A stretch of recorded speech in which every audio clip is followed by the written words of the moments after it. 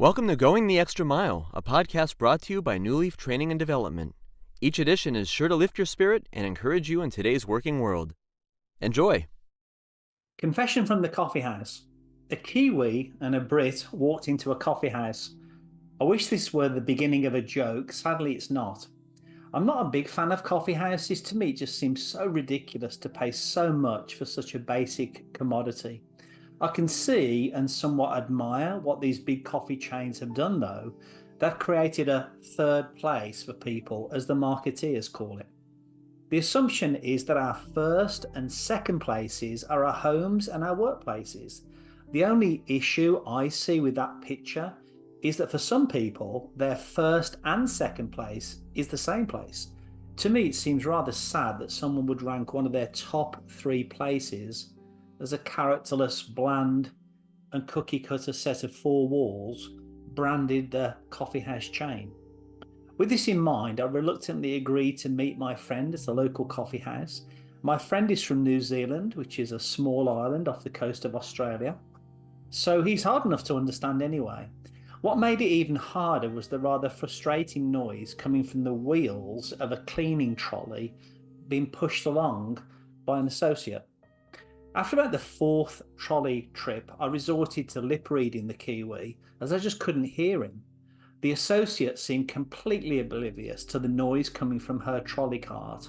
I assume because she did this several times a day and had just gotten used to it. This associate seemed to have forgotten why people actually come to the coffee house. Not only could I not decipher what my friend from down under was saying, but I also could barely hear the beautiful jazz music the store must have carefully selected.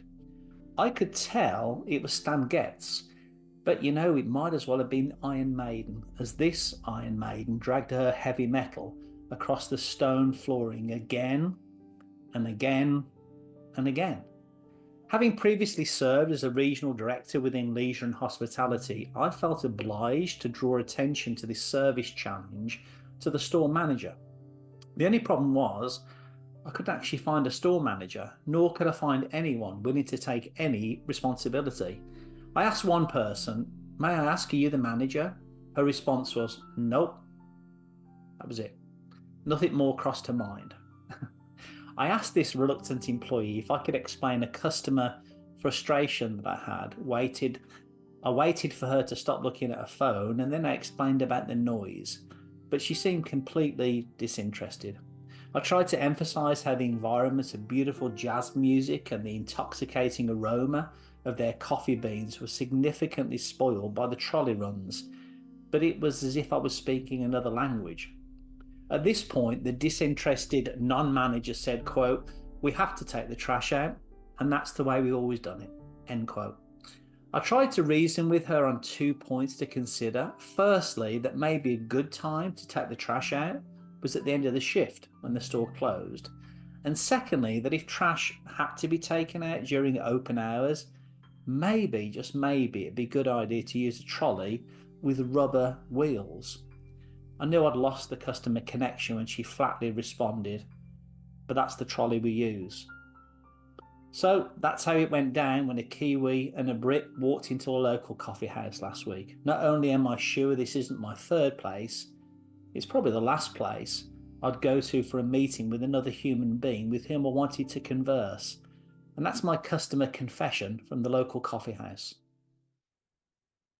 I hope you found that short story useful, and if you did, feel free to rate, review, and share this podcast.